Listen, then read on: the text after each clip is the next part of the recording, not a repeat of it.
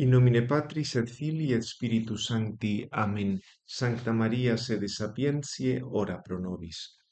Comenzamos la sesión decimonovena de nuestro curso de Antropología Teológica 2 y terminamos con esta sesión el capítulo quinto acerca de las causas de la gracia. Recordad que habíamos visto ya todo el tema de cómo es causada la gracia, que no es por un acto de creación, sino por una intervención especial de Dios, y la cuestión de las disposiciones que hacían falta para la gracia. Nos quedan estos dos apartados. Las diferencias en la gracia, se entiende cuando la gracia habitual es infundida por primera vez en los adultos y cuáles son las causas de esa diferencia. Y por último, otro tema que dio también mucho que hablar, la cuestión del conocimiento de la gracia, cómo es causada la gracia no tanto en la realidad, sino en nuestro conocimiento, cómo conocemos cuál es nuestro estado de gracia. Vamos, por tanto, al primer apartado, las diferencias en la gracia cuando es infundida por primera vez en los adultos. No entramos ahora si hay diferencias cuando las reciben los niños por vía sacramental en el bautismo, es un tema que ahora no vemos. Y por supuesto, cómo se puede merecer el aumento de gracia, esto lo veremos más adelante, a lo largo de la vida del cristiano hay diferencias en su nivel de gracia, pero ahora nos vamos a preguntar solo respecto a la primera infusión de gracia en el proceso de justificación de los adultos. Santo Tomás se ocupó de esto, no solo en esta cuestión 112, sino en la cuestión 62 de la primera parte cuando hablaba de los ángeles, si los ángeles habían recibido todos el mismo nivel de gracia o no, y también Santo Tomás se ocupa de este tema cuando habla de la fe, si todas las personas reciben el mismo nivel de fe en su justificación y de caridad. Esto trataremos más adelante, pero lo que nos interesa ahora es, primero, advertir si hay una desigualdad en la gracia que se recibe por primera vez cuando un adulto es justificado y, en segundo lugar, cuál sería la causa de esa desigualdad. Bien, respecto al tema de la desigualdad en la gracia, es curioso que hubo errores en la antigüedad que proponían lo contrario. Parece que Joviniano, probablemente por influjo estoico, decía que todos recibían la virtud en el mismo nivel.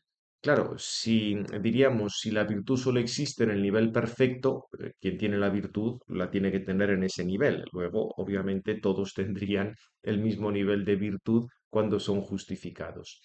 Los cátaros en la Edad Media, según Prepositino, parece que subrayaban algo parecido, como si hubiera digamos, una igualdad espiritual de todos. Y obviamente, en el planteamiento luterano, en la medida en que todos tenemos la justicia imputada de Cristo, pues todos tenemos el mismo nivel de justicia que es el de Cristo. Por supuesto que lo entendían como mera imputación, pero claramente ahí había una igualdad que recibían todos al recibir la justificación. Y además encima, en el caso de los luteranos, como era siempre la justicia imputada de Cristo y no había posibilidad de merecer, pues eso permanecía así siempre. Bien, lo que pasa es que en la escritura más bien se apunta a lo contrario. Si recordáis en la parábola del Señor sobre los talentos, en la versión de San Mateo, más bien explica que los dones del punto de partida son distintos. Uno recibe más talentos que otros. Y también parece evidente que el alma de Cristo, desde su concepción, precisamente por la unión hipostática, tenía una gracia mayor que la de todos los santos o la Virgen María, en razón de que iba a ser Madre de Dios.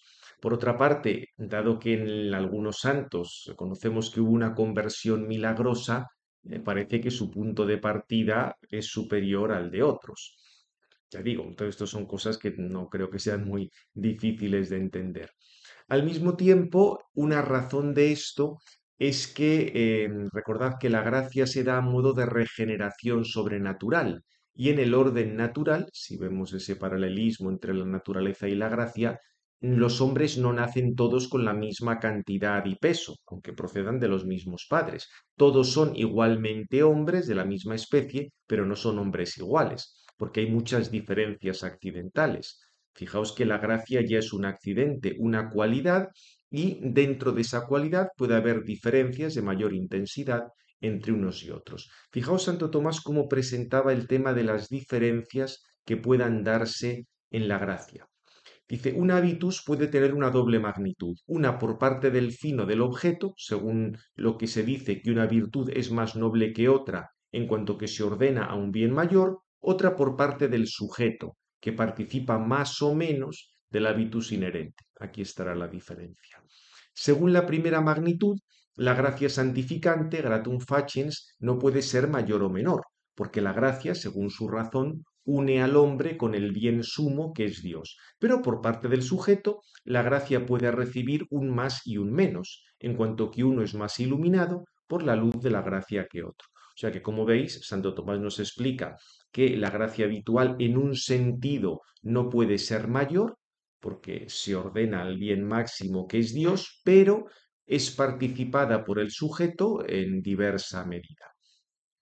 Fijaos que es que incluso podríamos añadir que la gracia habitual es específicamente la misma no solo entre los diversos hombres, sino entre los hombres y los ángeles. O sea, no es que los ángeles tengan una especie de gracia mejor o peor que la nuestra, no.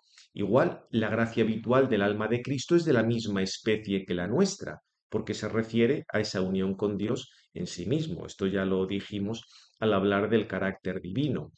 Otra cosa también es que los efectos de la gracia habitual sean distintos en unos y en otros, pero aquí lo que nos fijamos es en esa diferencia de la magnitud de la gracia misma, porque es más o menos participada, está más o menos radicada en el sujeto. O sea que, como veis, no hay ningún inconveniente en decir que las diversas personas en su proceso de justificación, cuando son justificadas por primera vez, reciben o cuando vuelven a recuperar la gracia, la han perdido pues por el pecado mortal y la recuperan por el sacramento de la penitencia, se puede recuperar en diversos niveles. Ahora, suponiendo que existen estos diversos niveles, podemos preguntarnos cuál es la causa de esa diferencia de niveles. Fijaos que en cierto modo ya lo había expresado San Pablo en Efesios 4:7. A cada uno de nosotros se le ha dado la gracia según la medida del don de Cristo. Esto depende de un don de Cristo. En Romanos 12:6 también habla de diferencia de dones, pero ahí no se refiere tanto al tema de la magnitud, sino que eran dones diversos. Lo que sí es importante es el principio de fondo en 1 Corintios 2:11. El mismo y único Espíritu obra todo esto repartiendo a cada uno en particular como quiere. O sea que, en última instancia, la causa de la desigualdad la vamos a tener en esa voluntad de Dios que distribuye no solo dones diversos, sino el mismo don de la gracia en diversas medidas. De hecho, el Concilio de Trento, cuando habla de la justificación que recibe cada uno, hace referencia a algunos de estos textos de San Pablo que hemos visto. Fijaos cómo lo presenta en nosotros recibimos cada uno la suya, se refiere a la justificación, según la medida que el Espíritu Santo reparte a cada uno según quiere. El texto de Corintios que hemos visto antes. Y según la propia disposición y cooperación de cada uno. O sea que, como veis, el Concilio de Trento alude a dos capítulos para establecer esta diferencia. La medida que el Espíritu Santo reparte a cada uno según quiere y el tema de la propia disposición y cooperación de cada uno. Veremos cómo se relacionan ambos aspectos. Santo Tomás lo explica del siguiente modo. Dice, la razón de esta diversidad, o sea, de cómo, fijaos que estamos en la cuestión 112, el artículo cuarto, este tema de o sea, de esta diversidad de la gracia cuando se recibe, la razón de esta diversidad ciertamente viene por parte del que se prepara la gracia, pues quien más se prepara recibe una gracia más plena. O sea que aquí Santo Tomás hace referencia a este aspecto de colaboración de Trento, de colaboración del hombre, que luego dirá el Concilio de Trento. Explica, pero no se puede tomar de este aspecto la razón primera de esta diversidad, porque la preparación de la gracia solo es del hombre en cuanto que su libre albedrío es preparado por Dios. Es decir, que esta preparación del hombre, sí, pero es que la preparación del hombre a su vez depende de que Dios le prepare. La consecuencia que saca Santo Tomás es, luego la primera causa de esta diversidad, hay que tomarla de parte del mismo Dios, que dispensa de diverso modo sus dones para que se levante, con surgat, la hermosura y perfección de la Iglesia a partir de los diversos grados, como también estableció los diversos grados de las cosas para que el universo fuera perfecto. Por eso el apóstol en Efesios 4:7, después de decir que a cada uno se le ha dado la gracia según la medida de la adoración de Cristo, enumeradas las diversas gracias, añade, para la consumación de los santos, para la edificación del cuerpo de Cristo. O sea que, como veis, Santo Tomás en este artículo ha indicado que, en última instancia, esta variedad de gracia depende de la misma voluntad de Dios y que es que precisamente la hermosura y la perfección de la Iglesia viene no solo porque hay diversos ministerios y carismas, sino también porque hay diversos grados. Igual que en el universo hay diversos grados en las mismas cosas. Y de una manera más resumida, Santo Tomás decía algo muy parecido en el comentario al Evangelio de San Mateo, cuando comentaba el capítulo 25, versículo 15, precisamente lo de la parábola de los talentos. Si preguntas por qué uno tiene más gracia que otro, digo que de esto hay una causa próxima y otra primera. La próxima es el mayor esfuerzo de éste que de aquel. La primera es la elección divina, de donde quien más se esfuerza, más tiene de gracia, pero que uno se esfuerce más requiere una causa más alta. Según aquello de Lamentaciones 5:21, conviértenos, Señor, a ti y nos convertiremos. O sea que, como veis, están ambas causas, la próxima que sería el esfuerzo de la voluntad, la primera o más remota que es la voluntad de Dios y la más próxima depende de la primera. O sea que aquí diríamos en estas explicaciones, Santo Tomás está explicando, está profundizando en lo que dijimos antes sobre la causa de la gracia y la cuestión de la disposición a la gracia. Siempre la causa primera y principal es Dios, la causa subordinada es el libre albedrío y ese libre albedrío se dispone a la gracia habitual en cuanto que está movido por la gracia actual. Recordad todo lo que habíamos dicho acerca de que hacen falta unas disposiciones para la gracia, pero esas disposiciones a su vez vienen de la misma gracia. Por lo tanto, la desigualdad de la gracia responde a esas causas. También, como subrayo aquí, es muy interesante ese apunte de que la hermosura de la Iglesia es debido a la variedad y la distinción en ella.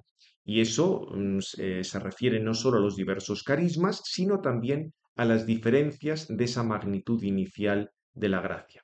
Por eso, no es que Dios no tenga la misma providencia respecto a todos, hay una única providencia divina que se refiere a todos, pero el acto único por parte de Dios por el que justifica a todos los justificados no supone que todos deban recibir la misma intensidad de gracia. Creo que esto es claro, igual que el acto de la creación, que es único, no quiere decir que todas las criaturas tengan que ser iguales. Bien, creo que esto es bastante sencillo y da alguna perspectiva profunda e interesante. Pasamos ya al último apartado de la causa de la gracia, en este caso la causa de la gracia en nuestro conocimiento. El preguntarnos si conocemos nuestro estado de gracia, si estamos en gracia o no, es una pregunta que tiene una base bíblica, no es algo para nada evidente. En la versión del Coele, de la Vulgata, se decía Nescit homo anamore et odio digno sit.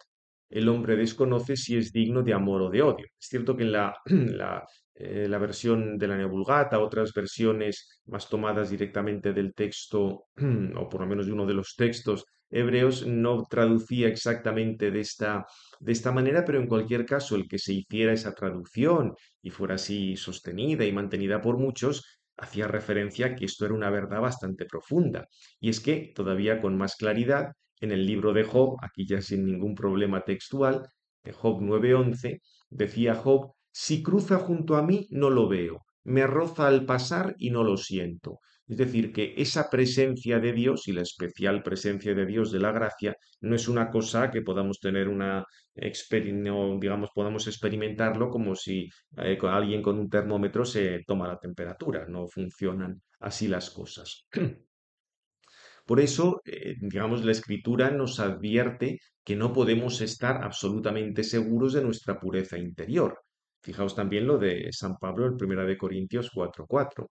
La conciencia es verdad, no me remuerde, pero tampoco por eso quedo absuelto. Mi juez es el Señor. Recordad que, por supuesto, es condición necesaria para hacer el bien actuar conforme a la conciencia, pero no es condición suficiente. Porque puede darse que esa conciencia sea errónea y que sea pecaminosamente errónea, o sea, no sea invenciblemente errónea, y digamos lo que se esté haciendo esté mal, aunque uno tenga muy buena conciencia, porque uno ha tenido primero el detalle y la preocupación de formarla bien. Algo de eso comentamos en el primer capítulo, cuando hablamos de la razón, la conciencia y esto. Entonces, supuesto que este problema está, conocer si nos encontramos en estado de gracia, cómo, hasta qué punto, vamos a ver en primer lugar las determinaciones de la Iglesia en este campo, porque esto se discutió con bastante detalle en el Concilio de Trento, y luego ofreceremos una reflexión teológica. Vamos a recordar las determinaciones, y además son determinaciones serias que trató el Concilio de Trento, salen los mismos cánones. Aquí, diríamos, frente al protestantismo, la Iglesia recordó que la justificación no se daba porque alguien creyera firmemente que se le imputaban y aplicaban los méritos de Cristo. Acordaos que para Lutero alguien está justificado porque cree que se le están aplicando los méritos de Cristo. Recordad que para Lutero lo fundamental es esta fe fiducial, no la fe, lo que él llamaba la fe histórica, creer lo que se dice en el credo, sí, eso también, pero lo más importante era creer que a uno se le estaban aplicando los méritos de Cristo.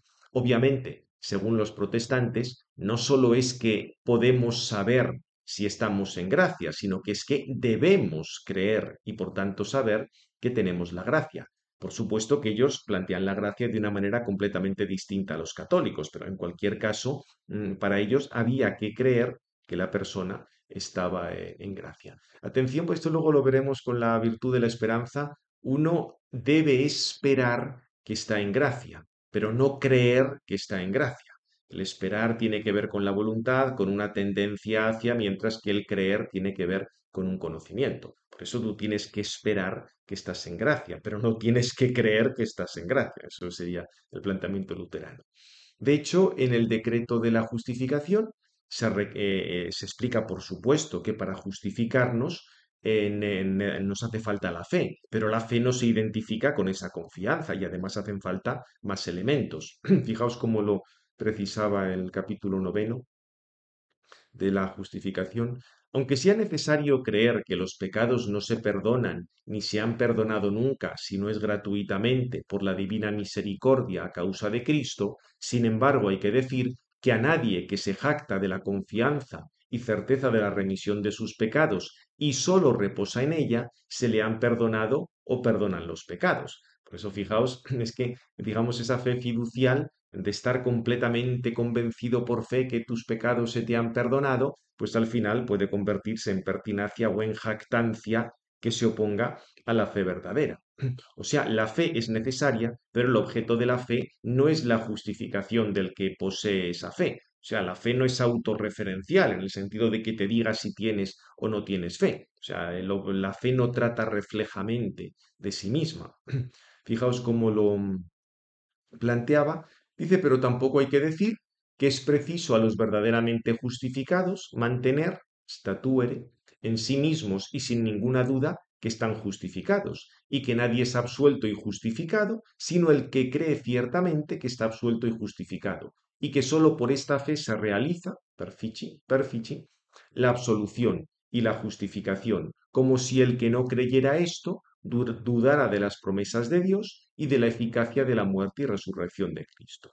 O sea que no, aquí lo que nos está diciendo es que no forma parte de la fe el estar completamente convencido de que tú estás absuelto y justificado. Repito, la esperanza espera que alcancemos la vida eterna y por tanto espera conseguir estos medios y espera el perdón de los pecados y todas estas cosas, pero la fe es otra cosa distinta. Por tanto, con el texto del Concilio de Trento, quedaba claro que el conocimiento de la propia gracia no es necesario para la justificación. O sea que frente a los protestantes tú no puedes decir que forme parte de la fe el que tú creas y por tanto el que tú sepas que estás justificado. Ahora, Junto con este problema, que era el gran problema que planteaban los protestantes, y la conclusión del concilio es, el conocimiento de la gracia no es necesario. Ahora, la cuestión está, ¿ese conocimiento es posible? Aunque no fuera necesario, ¿es posible saber si estamos o no en gracia? Pues aquí había algunos antecedentes. La herejía de los mesalianos en el siglo IV había dicho que conocíamos el don del Espíritu de manera experimental, como una percepción. Fijaos que bastantes siglos después, San Juan de Damasceno, cuando hace un resumen de diversas herejías, dice que para los mesalianos la participación del Espíritu se debe percibir con el mismo sentido y con toda certeza. O sea, esta idea de que uno percibe que tiene el Espíritu Santo, como percibe pues, que tiene una determinada temperatura del cuerpo, que tiene hambre o cualquier cosa de esas. En el siglo XVI y XVII, los alumbrados psiquietistas sostuvieron algo parecido. Es cierto que el contexto era distinto y, diríamos, había más variedad en esas opiniones, pero era algo parecido a los mesalianos. Este tema volvió a salir en el Concilio de Trento. O sea, la pregunta si podemos conocer y de qué manera que estamos en gracia o no estamos en gracia. Es lo que se llamó la controversia acerca de la certeza de la gracia y la justificación. Por supuesto que todos aceptaban que podría darse el caso de una revelación particular de Dios. Dios a una persona le puede revelar el estado de gracia. Perfecto. O sea, eso en ahí estaban todos de acuerdo. Pero es que, además, según las enseñanzas de la escuela escotista, o al menos de algunos escotistas, se podría alcanzar la certeza del estado de gracia mediante un cierto tipo de fe particular y adquirida por el discurso teológico. Fijaos que lo que decían esos escotistas no es lo de Lutero, porque Lutero decía que es absolutamente necesario para que haya fe el que uno esté convencido de la propia justificación. Estos no decían esa cosa. Lo que sí decían es que en algunos casos se podía alcanzar una certeza de ese estado de gracia con un tipo de conocimiento que sería una fe particular y adquirida. Veremos un poco este tema, porque aquí era donde estaba toda la cuestión.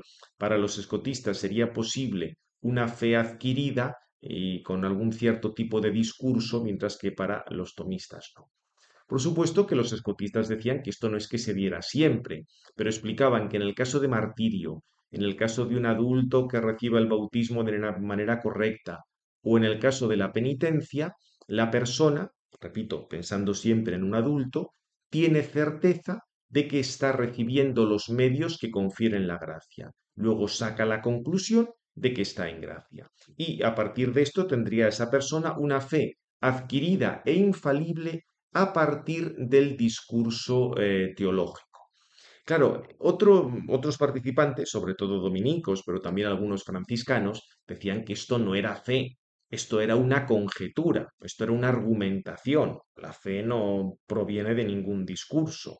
Este era un poco, como veis, aquí todo el problema es si puede haber un discurso teológico dentro de la fe o si metes el discurso ya ahí no puedes hablar de fe en sentido estricto.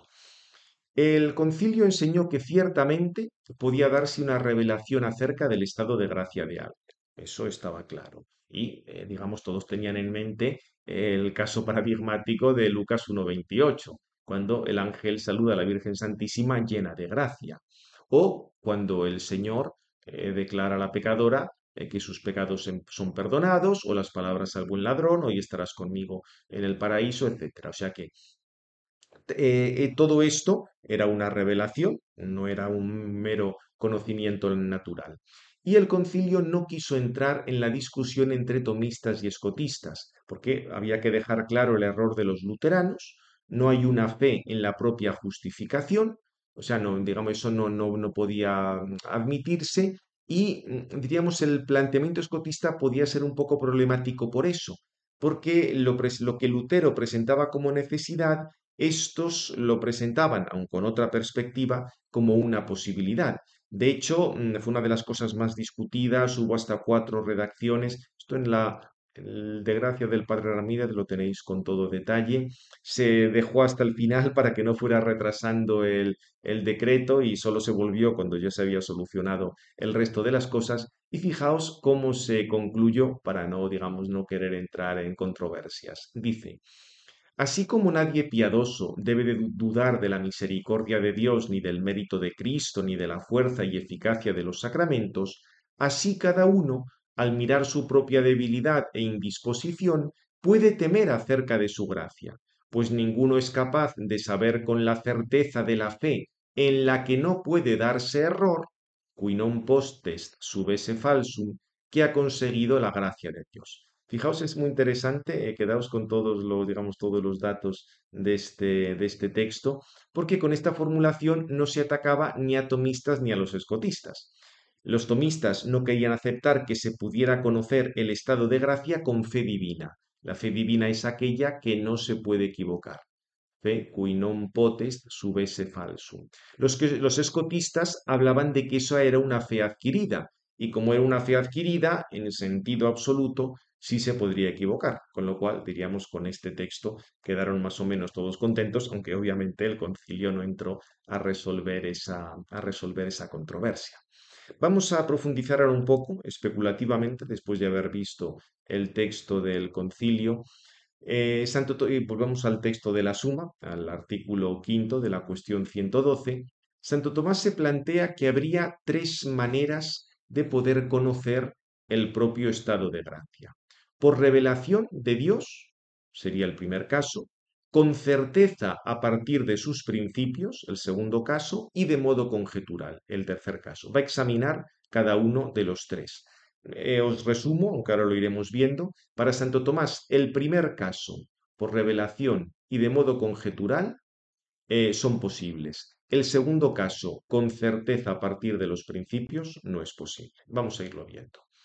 El caso de, digamos, de privilegio de Dios, repito, estaba claro, aparece en la Escritura, y Santo Tomás ofrece aquí algunas razones. Dice, Dios revela esto a algunos, a veces por un privilegio especial, para que comience para ellos en esta vida el gozo de la seguridad y con mayor confianza y fuerza realicen obras magníficas y eviten los males de la vida presente. O sea, es interesante. Santo Tomás dice que a veces el que Dios le revele a alguien que esté en gracia es algo que tiene que aumentar el gozo y la seguridad de esas personas, pero no para que se echen a la bartola o dejen de trabajar, no, no, no, para que tengan más confianza y fuerza y puedan realizar grandes obras y evitar los males de la vida presente. El problema estaba en el segundo punto, el tratar de conocer con certeza el propio estado de gracia. Se entiende con una certeza que tenga que ver con la verdad. Hay mucha gente que está convencida de cosas, pero que son falsas. Aquí no entramos en el conocimiento subjetivo. Debería tratarse de un conocimiento indudable, pero que tenga un fundamento tal que no pueda equivocarse. Y para Santo Tomás esto resulta imposible. Fijaos cómo argumenta. En segundo lugar, el hombre puede conocer algo por sí mismo y esto con certeza, certitudinaliter. Y de este modo nadie puede saber que tiene la gracia. Solo se puede tener certeza de algo si se puede juzgar acerca de su principio, como se tiene certeza de las conclusiones demostrativas a partir de los principios universales indemostrables. Y nadie puede tener ciencia de alguna conclusión si ignora su principio. El principio de la gracia y su objeto es el mismo Dios, que debido a su excelencia nos resulta desconocido, y por eso su presencia o ausencia en nosotros no se puede conocer con certeza. O sea que, como veis, Santo Tomás nos está diciendo que para tener una certeza inmediata del estado de gracia, tendríamos que estar contemplando a Dios cara a cara, porque Dios es el principio de la gracia. Y como esa experiencia no la tenemos en este mundo, pues evidentemente no podemos saber con certeza si tenemos el estado de gracia. Por supuesto que podríamos acudir a la experiencia inmediata, un poco como la tenemos experiencia de vivir a partir de la experiencia de las operaciones vitales. Lo que experimentamos propiamente son las operaciones vitales. Lo que pasa es que, claro, aquí, si ni siquiera tenemos una intuición de la esencia del alma, mucho menos vamos a tener una intuición de la gracia que ya es completamente sobrenatural. Cabría la posible salida de buscar los efectos de la gracia. Pero fijaos que estos efectos están mezclados con los actos psicológicos de nuestra vida natural y por eso no podemos tener una experiencia indudable de los mismos. Fijaos que si tuviéramos tal experiencia, no haría falta examinar si los espíritus vienen de Dios. Aquí corregides, pone Juan 4.1, es 1 Juan 4.1 de la primera carta de San Juan.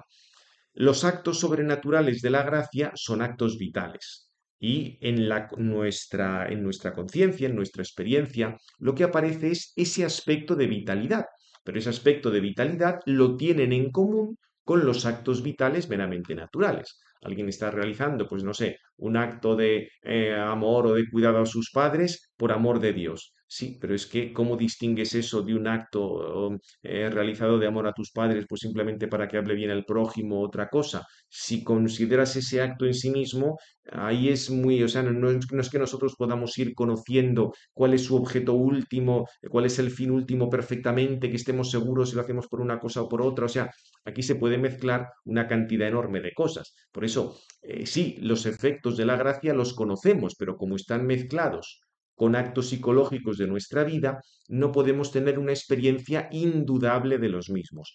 Veremos más adelante que un cierto conocimiento sí, una conjetura sí, pero una experiencia indudable no. Y otra posibilidad, que era la que apuntaban los escotistas, era esa argumentación teológica. En este caso, deberíamos conocer o bien a Dios como causa principal de la gracia, o bien la causa secundaria que es nuestra justificación. El primer caso ya hemos dicho que no puede darse, porque no podemos ver la acción de Dios sin ver a Dios. Y respecto a lo segundo, a partir de la disposición, no se puede demostrar la existencia de la gracia por dos motivos. Fijaos, la conexión infalible entre la disposición y la gracia se funda en Dios que mueve eficazmente y dispone. Y eso, repito, se nos escapa. Y toda la causa de esa disposición sobrenatural se resuelve en Dios que mueve por la gracia actual. O sea que, digamos, fijaos que este artículo quinto, en cierto modo, es continuación de lo que se decía en el tercero. Nuestras disposiciones hacen falta, pero son causadas por Dios. Al que hace lo que está en sí por la gracia actual, Dios no le niega la gracia habitual, pero que esa disposición sea realmente la que está siendo movida por la gracia actual u otra, en sentido absoluto, se nos escapa. Repito que como conjetura veremos que sí, pero de manera absoluta no. Y aquí no vale el tema de que los sacramentos son eficaces, ex opere operato, sí, son eficaces al que no pone óbice, es decir, al que tiene una serie de disposiciones, con lo cual volvemos otra vez al tema de las disposiciones. El problema de los escotistas, su error venía de considerar la disposición a la gracia como algo perfectamente conocido. ¿Por qué? Pues porque en su sistema reducían la disposición de la gracia a las meras fuerzas de la naturaleza que realizaría la sustancia de los actos sobrenaturales a los cuales se añadiría luego un modo sobrenatural. Claro, si la sustancia de ese acto depende de las fuerzas de la naturaleza, tú la conoces. Pero recordad que en el planteamiento tomista, como esas disposiciones tienen ya un objeto formal que es sobrenatural, la sustancia del acto no es realizada por las fuerzas de la naturaleza, sino por las fuerzas de la naturaleza en cuanto que son elevadas. De manera que ese acto, por su objeto, es distinto de un acto natural. Pero, digamos, siendo distinto de un acto natural, tú no puedes distinguirlo con absoluta claridad porque es algo que se te escapa al ser sobrenatural. Y recurrían, como hemos visto antes, a una fe teológica adquirida, lo cual suponía confundir la fe divina y la humana, porque, ya digo, la fe divina nunca puede ser discursiva. Esto lo veremos con más detalle en el capítulo de la fe. Quedaría simplemente, por tanto, la vía de esos efectos de la gracia, de los actos meritorios a los que da lugar, pero es que vuelve a pasar lo de antes. Un acto meritorio procede de la caridad infusa, junto con el acto vital de la voluntad. Por eso, como el sustrato psicológico es materialmente común con los actos que no son meritorios, pues se pueden confundir unos con otros. O sea que por ese camino tampoco podemos llegar a una certeza de la gracia habitual en nosotros. Lo que sí podemos, y es suficiente la mayor parte de las veces, es tener un conocimiento conjetural de la gracia. Y en esto sí, lo tenemos por signos o por efectos, pero que no se adecúa perfectamente con el estado de la gracia por los motivos que hemos visto antes. O sea, podemos tener un conocimiento sólidamente fundado, pero como mucho es una certeza moral. Fijaos que Santo Tomás hablaba de tres elementos por los que podemos conjeturar que poseemos la gracia. Dice, de este modo se puede conocer que tiene la gracia en cuanto que percibe que se deleita en Dios, rechaza las cosas mundanas y en cuanto que el hombre no es consciente de algún pecado mortal. Sin embargo, este conocimiento es imperfecto. O sea, con estos tres capítulos, deleitarse en Dios, rechazar cosas mundanas, no tener conciencia de un pecado mortal, pues esto nos lleva ya a un conocimiento conjetural. Bien, ya digo, esto supone, digamos, ahí claramente la gracia supone la conversión a Dios desde un estado previo de pecado, por tanto el tema de la alegría en Dios, a quien nos unimos, rechazar el pecado y lo mundano y tener una conciencia pura, sin la cual el hombre no puede vivir pues con esa unión con Dios. De hecho, incluso el primer signo al alegrarse en Dios, esto lo desarrolla el padre Ramírez, y os lo pongo aquí en varios aspectos, pues no sé, escuchar la palabra de Dios, estar dispuesto a trabajar y padecer por Dios, dolerse de las ofensas a Dios y a la Iglesia, la devoción a la Eucaristía y a la Virgen María, caridad al prójimo, especialmente enemigos y adversarios, todo esto evidentemente son muestras de que está actuando la gracia, pero tampoco es que nos dé una certeza absoluta.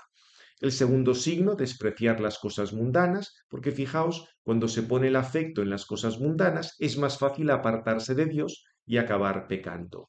De hecho, un signo del amor sincero a un amigo es rechazar lo que se opone a ese amigo. Y aquí recuerdo las tres concupiscencias de las que hablaba San Juan: concupiscencia de la carne, concupiscencia de los ojos y arrogancia del dinero. Bien, y el tercer signo, no tener conciencia de pecado mortal cuando se examina nuestra vida con seriedad. También aquí apuntaba el padre Ramírez que este signo es más fuerte si permanecemos largo tiempo sin cometer pecado o si nos dolemos con frecuencia de los pecados cometidos y está de la disposición a no consentir de ningún modo con la tentación. Y esto evidentemente va unido al esfuerzo por evitar pecados veniales plenamente deliberados, porque el que desprecia lo pequeño poco a poco caerá. Bien, con lo cual ya digo, no poseemos más que este conocimiento conjetural de la gracia, pero aún así debemos tener más confianza que temor.